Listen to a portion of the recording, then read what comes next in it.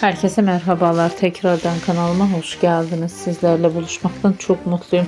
Bugün de sizlere güzel görüntüler, mutlu paylaşımlar sunacağım. Paylaşımlarım Yağmur Öztürk ve Erkan çiftinden olacak. Birbirine yakışan çifte kumruların güzel görüntülerini, romantik paylaşımlarını umarım sizler de beğenirsiniz. Sizlerden tek dileğim kanalıma abone olup like atmayı unutmayın. Hoşça kalın, sağlıcakla kalın arkadaşlar.